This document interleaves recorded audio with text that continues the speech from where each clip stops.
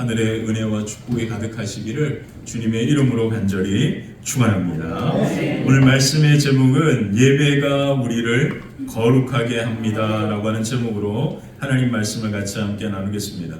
하나님은 아론과 그의 아들들을 제사장으로 세우십니다. 그리고 아론을 위하여 거룩한 옷을 지어주라고 그렇게 모세에게 명령합니다.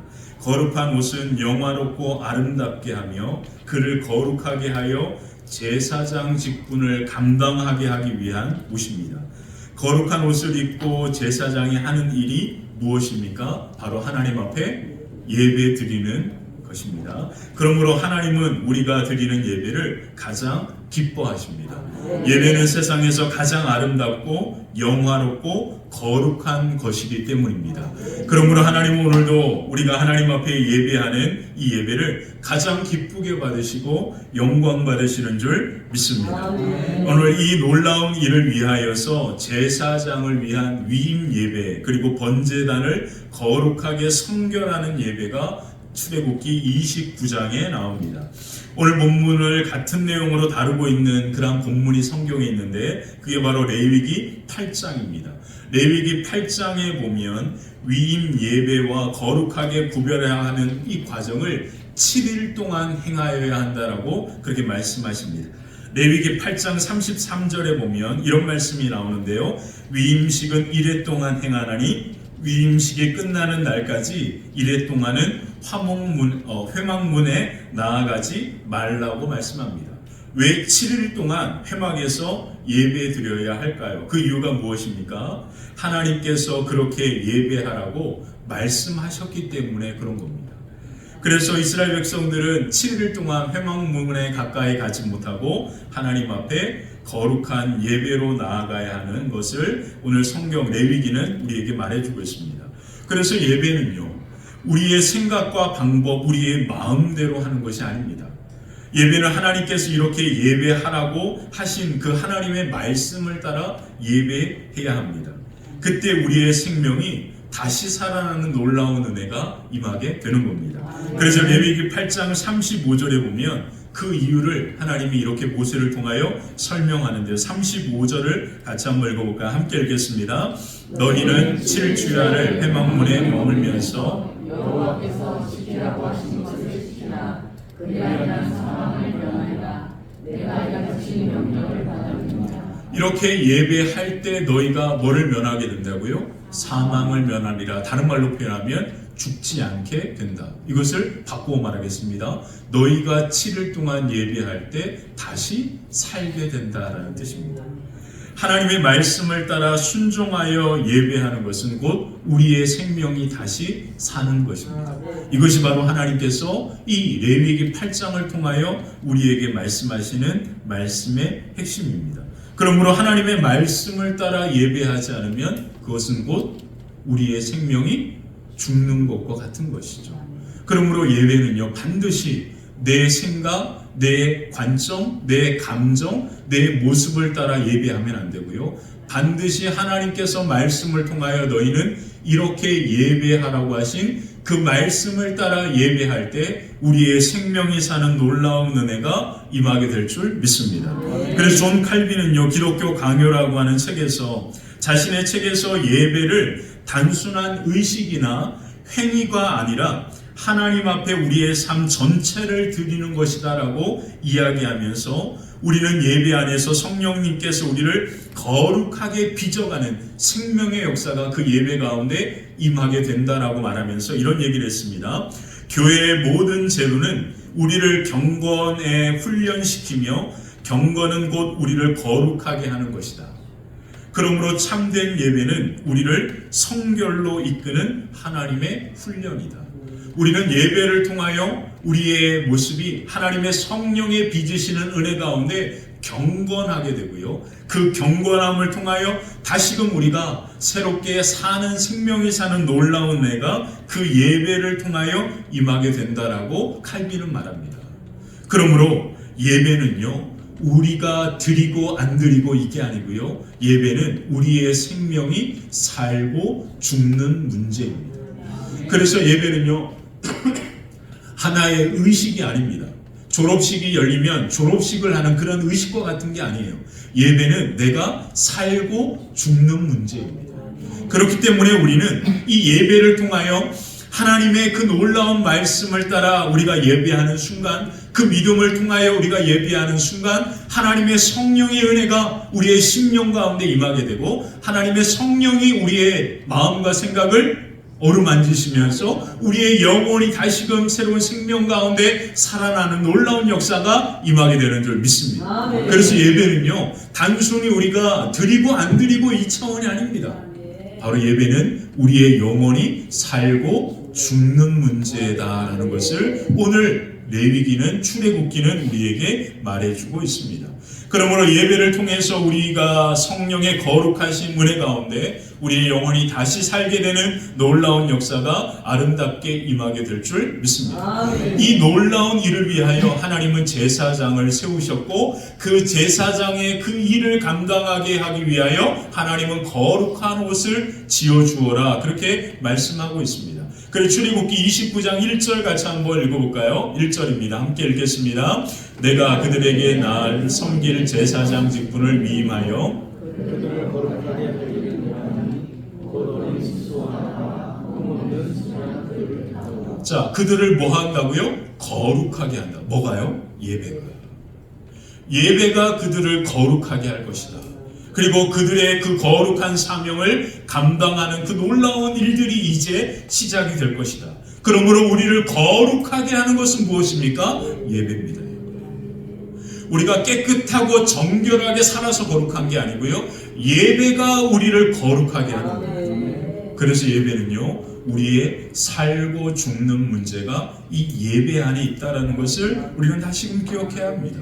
하나님께서 이 예배를 통하여서 제사장의 위임 예배를 통하여서 그들을 거룩하게 하는 것처럼 예배가 우리를 거룩하게 구별하는 그 은혜가 임하게 되는 거죠. 이 말씀은 바로 시내산 언약이 그대로 성취되는 겁니다. 출애굽기 19장에 하나님께서 모세에게 뭐라고 이야기합니까? 너희가 이 산에서 예배할 것인데 이 산에서 예배할 때 바로 그때 어떤 일이 일어난다고요? 내가 너희를 내 소유 삼고 그리고 제사장 나라가 되며 거룩한 백성이 되게 할 것이다.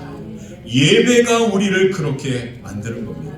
그래서 우리가 예배할 때 우리가 하나님의 소유가 되고요. 우리가 예배할 때 하나님은 우리를 거룩한 제사장, 거룩한 하나님의 백성으로 삼으시는 은혜가 예배를 통하여 임하게 되는 겁니다. 그래서 베드로는요, 베드로전서 2장 9절에 우리를, 예수 그리스도를 믿는 우리를, 그리스도인들을 이와 같다라고 표현했는데 베드로전서 2장 9절 한번 볼까요? 너희는 택하신 족속이요 왕같은 제사장들이요 거룩한 나라요 그의 소유된 백성이 되었다. 그러므로 예배가 오늘 우리를 왕같은 제사장으로 거룩한 나라로 하나님의 소유된 백성으로 세우는 놀라운 은혜가 임하게 될 줄 믿습니다. 자, 그래서 오늘 본문을 통하여서 우리가 어떻게 예배를 통해서 거룩한 삶으로 살아갈 수 있는지 세 가지로 같이 함께 살펴보겠습니다. 첫 번째, 스스로 거룩함을 결단해야 합니다. 스스로 거룩함을 결단해야 한다. 가장 먼저 제사장으로 세움을 받은 아론과 그의 아들들에게 제사장 위임 예배를 위해서 스스로 준비해야 할 것에 대하여 하나님은 먼저 말씀하십니다. 세 가지를 말씀하셨는데요. 첫 번째, 물로 씻는 정결입니다.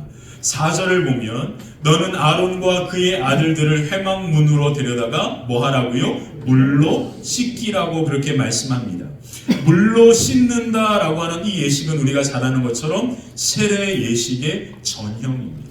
우리가 세례 받을 때 뭐로 받죠? 물로 받잖아요. 예수님께서 공생애를 시작하기 전에 요한에게 세례를 받으셨습니다.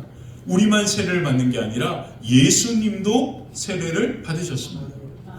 세례는요, 우리의 죄에 대한 죽음을 선포하는 것이고 하나님 앞에 우리가 새 생명을 얻게 되었다라고 하는 의미가 세례에 담겨져 있습니다. 그러므로 오늘 우리가 어떤 모습으로 하나님 앞에 나아가야 할까요? 히브리서 10장 22절에 이런 말을 합니다. 한번 읽어볼까요? 우리가 마음의 뿌림을 받아 악한 양심으로부터 벗어나고 몸은 맑은 물로 씻음을 받았으니 그러므로 우리의 몸을 물로 깨끗하게 씻는다라고 하는 것은 무엇을 의미합니까? 세례를 의미하는데, 그 세례를 통하여 우리는 어떤 모습으로 하나님 앞에 예배로 나아가야 합니까? 착한 마음과 온전한 믿음으로 예배 가운데 나아가야 합니다. 우리가 예배 가운데 나아가야 할 것은 내 감정, 내 생각, 내가 그동안 드렸던 습관적인 태도, 그게 아니고요, 착한 마음, 참 마음과 그리고 온전한 믿음밖에 없다라고 얘기하고 있죠. 그러므로 오늘 저와 여러분들이 온전히 예배 가운데 나아갈 때 참 마음과 온전한 믿음으로 하나님 앞에 예배로 나아가시기를 주님의 이름으로 축복합니다. 두 번째요, 거룩한 옷을 입어야 합니다. 5절 6절에 보면 하나님께서 지어주신 거룩한 옷을 입어야 한다라고 이야기하는데요, 이 거룩한 옷은 하나님 앞에서 거룩한 직분을 감당하게 하기 위하여 제사장을 위하여 지어주는 겁니다. 우리가 지난주에 다루었던 출애굽기 28장에 보면 그 거룩한 옷을 이렇게 표현했는데요, 28장 2절 3절 한번 보면 내 형 아론을 위하여 거룩한 옷을 지어 영화롭고 아름답게 할지다. 거룩한 옷이 그 아론을, 제사장들을 뭐하게 만든다고요? 영화롭고 아름답게 한다. 그러면서 너는 무릇 마음에 지혜 있는 모든 자 곧 내가 지혜로운 영으로 채운 자들에게 말하여 아론의 옷을 지어 그를 거룩하게 하여 내 제사장 직분을 행하게 하라고 그렇게 말씀하십니다. 하나님은 지혜로운 영으로 가득한 자의 손을 통하여서 거룩한 옷을 지어주라고 말씀하시죠. 다른 말로 표현하면 거룩한 옷은 사람이 만든 것이 아니라 누가 만드신 거예요? 하나님께서 만드신 겁니다. 우리가 보는 이 성경은 수많은 저자들을 통하여서 기록된 겁니다. 근데 성경에 뭐라고 했습니까? 성령의 감동으로 기록되었다라고 표현하잖아요. 이게 뭐냐면 성경의 저자는 사람이 아니라 하나님이라고 하는 의미입니다. 그러므로 하나님께서 지혜로운 영에 감동되었다라는 그 사람들의 손으로 거룩한 옷을 만들라고 하는 그 말씀의 의미는, 거룩한 옷은 그 사람이 만든 것이 아니라 하나님께서 그 거룩한 옷을 만든 것이다 라고 표현하는 거예요. 그래서 거룩한 옷을 통해서 아론과 제사장들은 거룩하게 되고 그 거룩한 직분을 감당하게 되는 겁니다. 자, 그렇다면 오늘 우리에게 하나님께서 만들어주신 거룩한 옷이 무엇일까요? 그것이 오늘 우리에게 중요합니다. 바로 에베소서 4장에 그 말씀이 나오는데, 에베소서 4장 한번 읽어볼까? 함께 읽겠습니다. 너희는 유혹의 욕심을 따라 썩어져가는 구습을 따르는 옛사람을 벗어버리고 오직 너희의 심령이 새롭게 되어 하나님을 따라 의와 진리, 거룩함으로 지음받은 새 사람.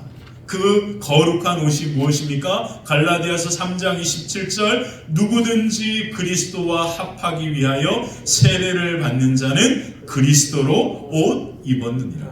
아멘. 그러므로 하나님께서 우리에게 지어주신 거룩한 옷은 무엇입니까? 예수 그리스도입니다.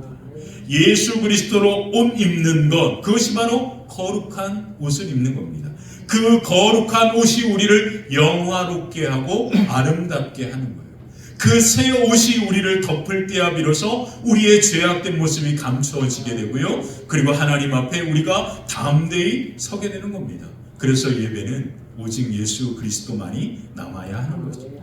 마지막 세 번째, 성령의 기름 부으심입니다. 7절에 보니까 관유를 가져다가 그의 머리에 붓고 바르라고 그렇게 이야기하죠. 물로 깨끗하게 씻습니다. 그리고 거룩한 옷을 입습니다. 이것으로 끝나는 것이 아닙니다.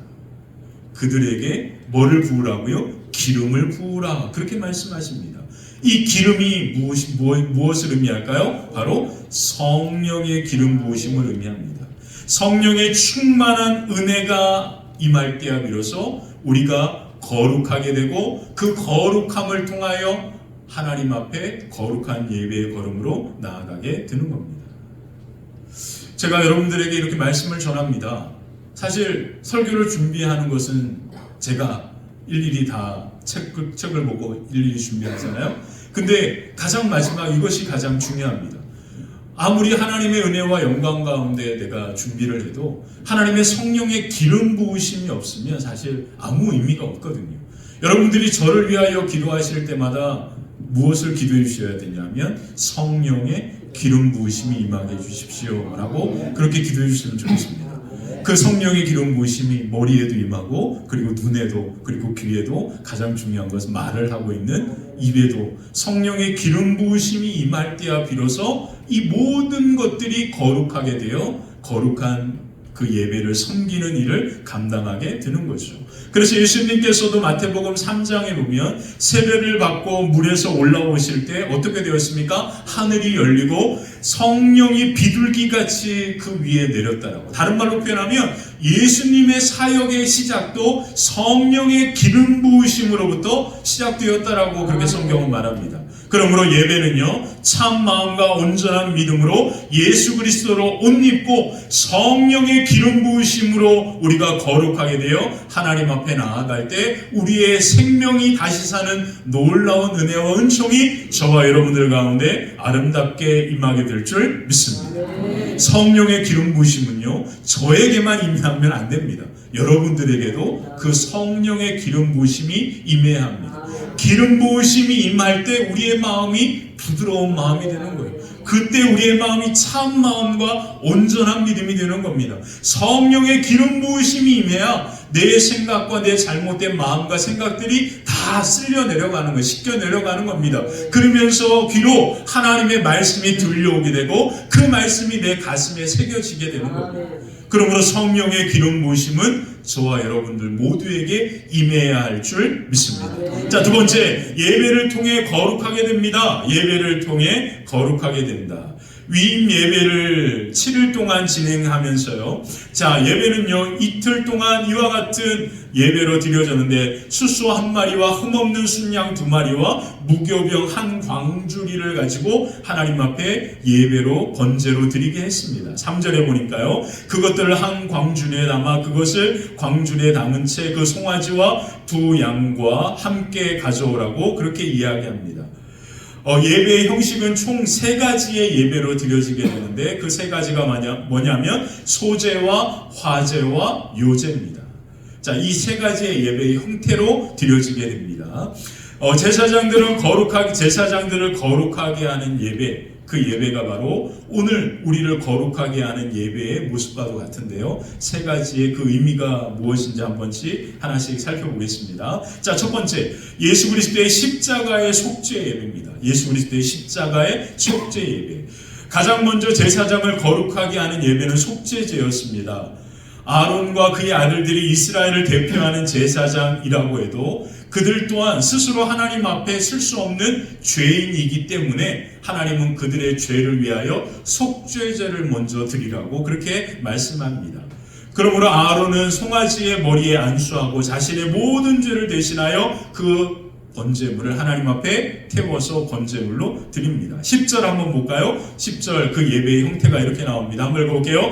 너는 숫송아지를 회망 앞으로 끌고 오고 아론과 그의 아들들을 그 송아지 머리에 안수할지며 그 피를 내 손가락으로 제단 뿔들에 바르고 그 피 전부를 제단 밑에 쏟아야 한다. 아론을 거룩하게 하는 그 속죄의 예배는 무엇입니까? 바로 그 죄를 그 송아지 머리 위에 안수함으로 그 죄를 전가시키는 겁니다. 이제 내 죄가 이 제물 가운데 전가되었습니다. 그리고 그 제물, 그 송아지를 잡아가지고 그 피를 가지고 손가락에 제단 뿔에 바르고 그 피를 제단 밑에 쏟는. 그러므로 그 피가 그 아론과 그 아들들을 정결하고 거룩하게 한다라고 하는 뜻이죠. 그러므로 우리의 죄를 씻는 것은 오직 뭐밖에 없습니까? 예수 그리스도의 십자가의 보혈밖에 없습니다. 그러므로 우리가 예배 가운데 나아갈 때 가장 먼저 우리가 붙들어야 할 것은 예수 그리스도의 십자가의 보혈의 은혜인 거죠. 그래서 요한일서 1장 9절에 보면 우리가 우리 죄를 자백하면 그는 미쁘시고 의로우사 우리 죄를 사하시며 우리를 모든 불의에서 깨끗하게 하신다. 그러므로 예수 그리스도의 십자가를 의지하여 예배 가운데 나아가는 저와 여러분들의 걸음과 마음 위에 하나님의 거룩한 은총이 가득하여 하나님께서 받으시는 거룩한 예배가 되시기를 주님의 이름으로 간절히 축원합니다. 두 번째, 화제입니다. 우리의 전부를 하나님께 드리는 화제의 예배입니다. 첫 번째가 뭐라고요? 예수 그리스도의 십자가의 속죄 예배였다면, 두 번째는 우리의 전부를 하나님께 드리는 화제의 예배입니다. 18절에 보면 이런 말씀이 나오는데요. 18절 같이 한번 볼까요? 한번 읽어볼게요. 시작. 그 순양 전부를 제단 위에 불사르라. 이는 여호와께 드리는 번제요. 우리의 예배는 이 세 가지가 되어야 합니다. 첫 번째가 예수 그리스도의 십자가의 보혈, 그리고 두 번째가 우리의 전부를 하나님께 드리는 예배가 되어야 합니다. 여기에서 가장 중요한 것은 뭐냐면 그 모든 재물 전부를 태워서 불살라 예배드리게 했다라는 뜻이에요. 예배는요, 그냥 우리의 몸만 드리는 게 예배가 아닙니다. 예배는요, 우리의 모든 전부를 하나님 앞에 드리는 겁니다. 그래, 다시 한번 말씀드립니다. 여러분, 예배에 참여한 것이 예배라고 착각하면 그건 우리의 합리적인 생각에서의 예배인 거지, 하나님이 성경에서 말씀하는 예배는 아닙니다. 뭐라고 말씀하셨습니까? 너희의 전부를 다 하나님 앞에 드리라. 우리 지금 설교 들으시죠? 들으시죠? 근데 여러분들 생각은 딴 곳에 가신 분 다 제 눈에 다 보입니다. 이렇게. 여러분 안 보일 것 같으시죠? 다 느껴져요. 설교를 듣고 있는지, 딴 생각하는지. 여러분 정말 부탁인데요, 앞에 설교하는 사람에 따라서 여러분들의 태도가 바뀌면 여러분들의 믿음과 신앙은 다시 점검해 봐야 합니다.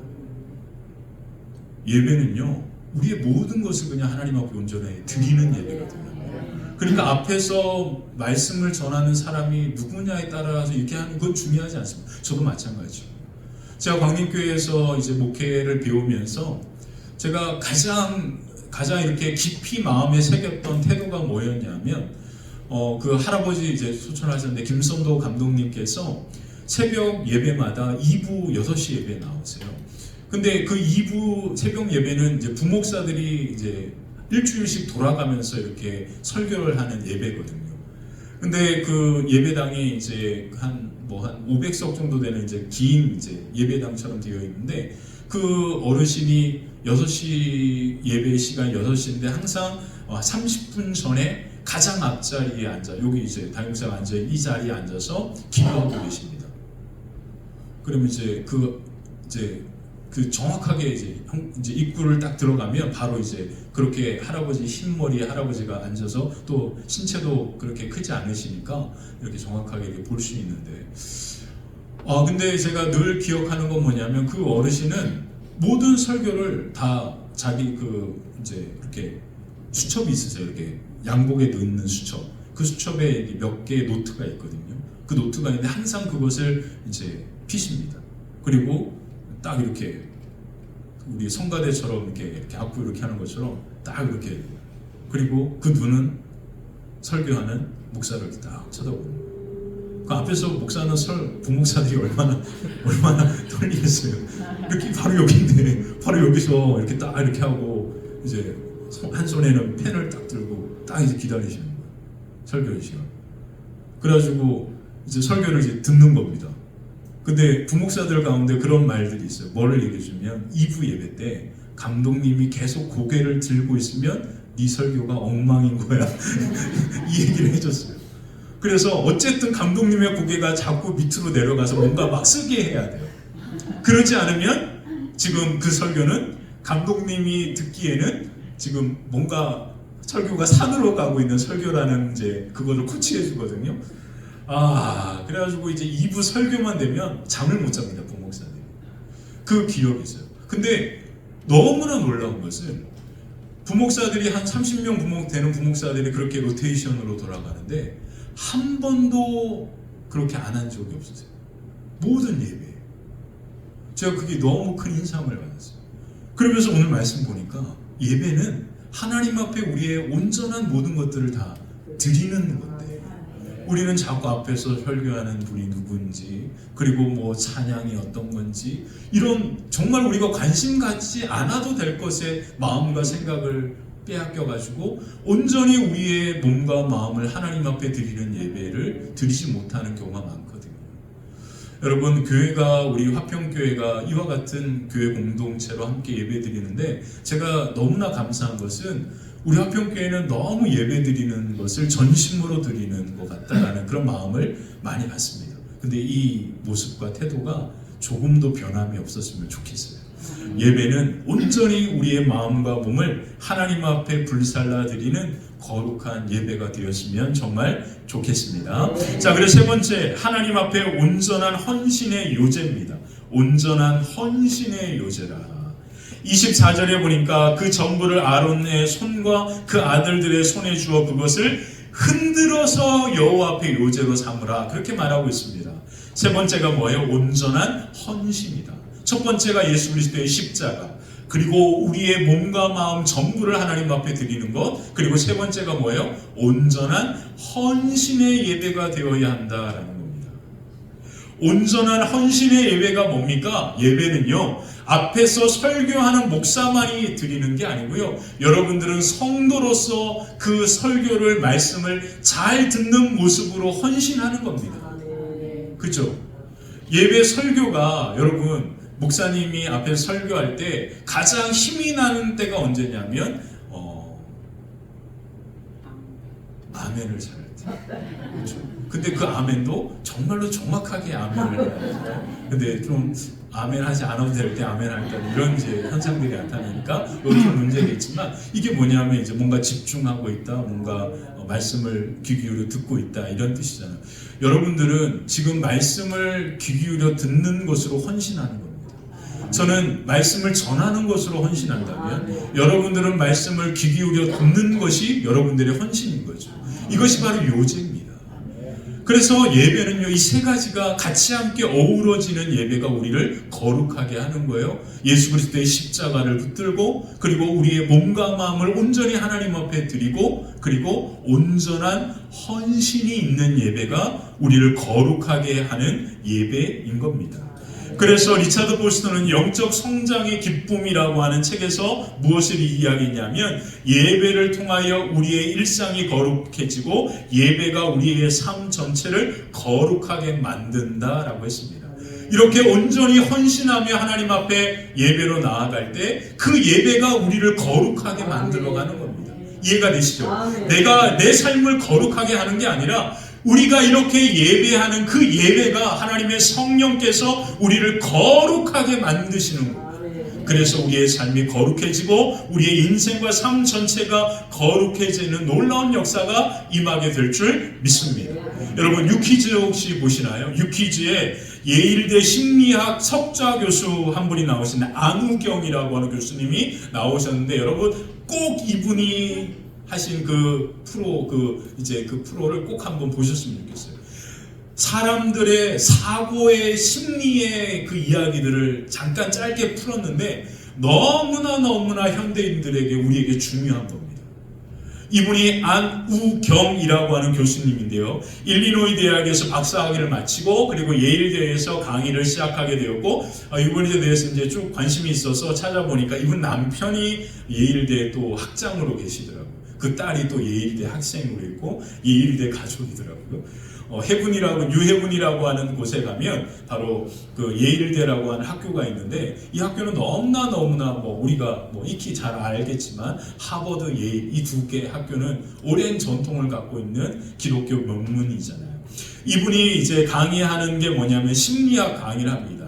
그래서 생각에 대한, 사고에 대한 강의를 하는데, 이분의 강의가 너무나 유명해가지고요, 그 예일대에서 엄청나게 큰 강의실 중에 500명이 들어가는 강의실이 있는데 그 학생들이 그 강의실을 가득 채운다. 그만큼 인기가 있고 많은 학생들이 이 강의를 좋아하는 강의이기도 합니다. 근데 이분이 강의하는 그 강의의 핵심이 뭐냐면 바로 이겁니다. 사람들은 누구나 약점이 있다. 그 약점을 곧 강점이 될 수 있게 해야 한다. 모든 사람들은 다 약점을 갖고 있는데, 근데 그 사고의 변화가 그 약점이 강점으로 바뀔 수 있게 만든다라고 하는 것이 이분의 강의의 핵심입니다. 그러면서 이분이 이제 유퀴즈에 나와서 몇 가지 이제 그 이론들을 이야기했는데 제가 그 중에 아주 관심 있게 봤던 게 편향적 사고입니다. 편향적 사고. 이 편향적 사고라고 하는 게 뭐냐면 내가 생각하는 그대로 모든 환경과 상황들이 조성이 되는 것을 믿고 살아가는 것을 의미합니다. 모든 사람들은 이 편향적 사고를 갖고 내가 아는 게 곧 진짜고 내가 모르는 건 다 가짜야.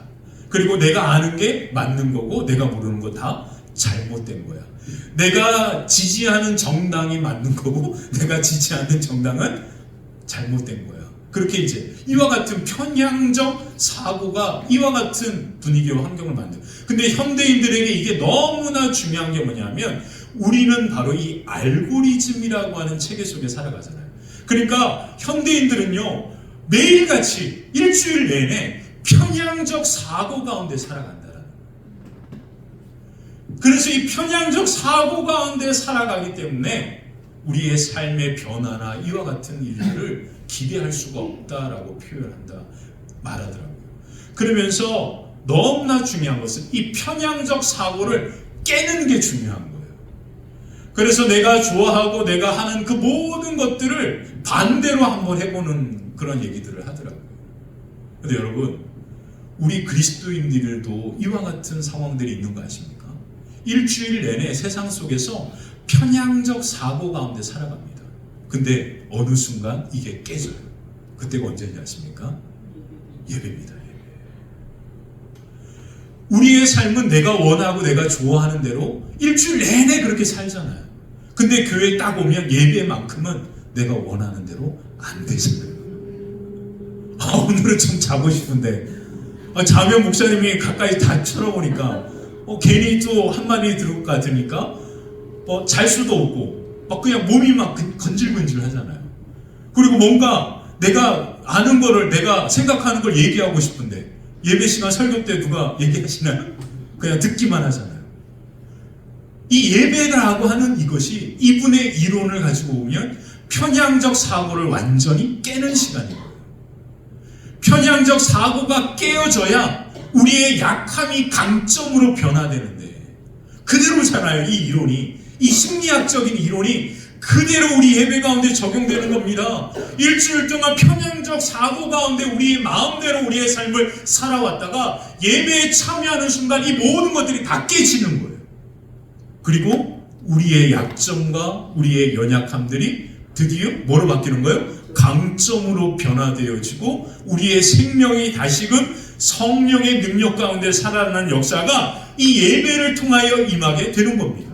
그러므로 예배를 통하여 우리의 심령과 마음이 다시 사는 은혜가 임하게 되는 줄 믿습니다. 그래서 마지막 네 번째, 날마다 하나님의 은혜를 기억해야 합니다. 날마다 하나님의 은혜를 기억해야 한다. 자, 제사장들에 대해 이와 같은 위임의 예배들이 이루어졌습니다. 그리고 나서 하나님은 제사장들이 매일 해야 할 일에 대하여, 역할에 대하여 말씀하시는데 그 일이 바로 출애굽기 29장 38절 39절에 나옵니다. 38절 39절 같이 한번 읽어볼까? 함께 읽겠습니다. 시작. 내가 제단 위에 드릴 것은 이러하니라. 매일 1년 된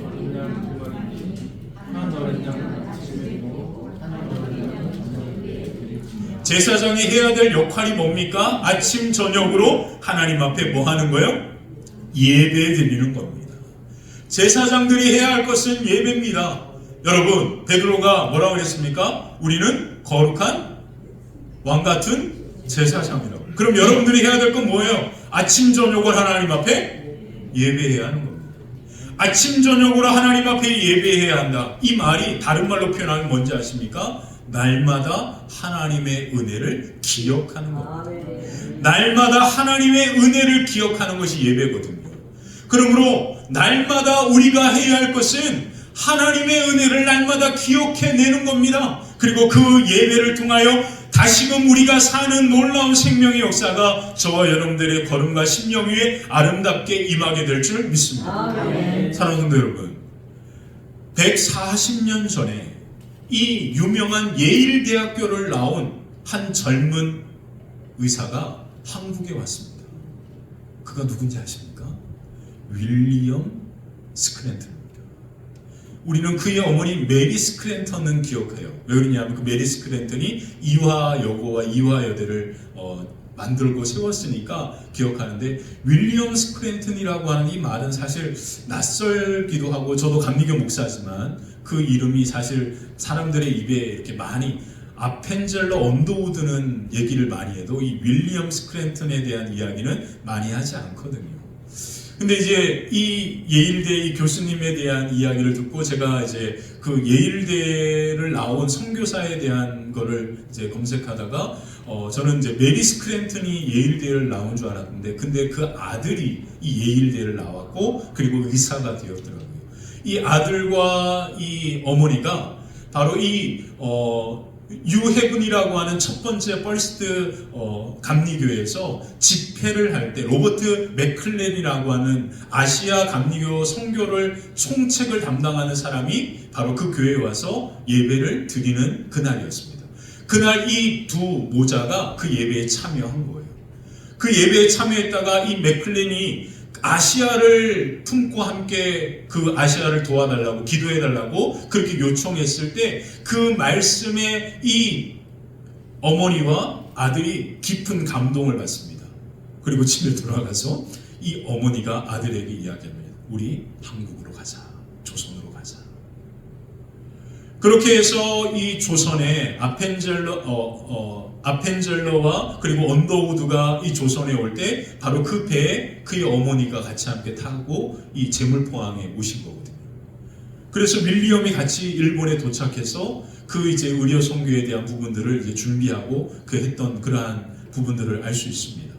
이 윌리엄이 한 사역이 뭐냐면 당시 그때 알렌이라고 하는 사람을 통해서 제중원, 강혜원 이런 병원들이 있었잖아요. 근데 이 병원들은 양반들을 위한 병원이었던 거예요. 그래서 보통 백성들은 병이 걸리면 양반들이 있는 그곳에 갈 수 있나요, 없나요? 못 가는 거예요. 그래서 종들이 병이 나면 어떻게 했냐면 사대문 밖에 그 종들을 버린 겁니다. 그래서 사대문, 서대문, 동대문 이렇게 다 있잖아요. 그래서 서대문 옆에 애오개라고 하는 곳에 이 병든 종들을 버린 시체들이 가득했던 곳이 애오개, 아현동, 신촌 이런 곳이 그 곳이 되는 거예요.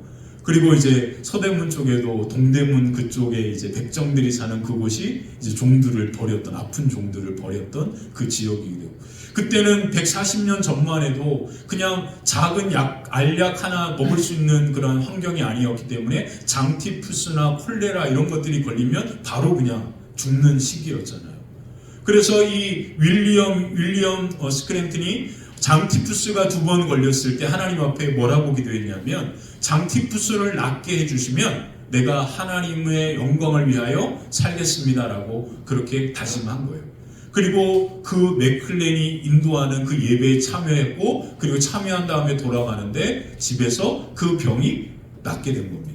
이와 같은 일들이 있으면서 하나님의 일을 위하여 헌신하겠다라고 했기 때문에 어머니가 조선으로 가자 그랬을 때 이 윌리엄은 모든 것들을 다 정리하고 함께 오게 된 거예요. 그래서 윌리엄이 한 게 뭐냐면 시병원이라고 하는 것을 세웁니다. 근데 그 시병원을 세우는데 사대문 밖에 세우는 거예요. 사대문 밖에 세워가지고 그 목적이 뭐겠어요? 그러면 양반이 아니라 종들이, 서민들이, 아픈 사람들이 그 병원에 와서 치료받을 수 있도록 그렇게 한 겁니다.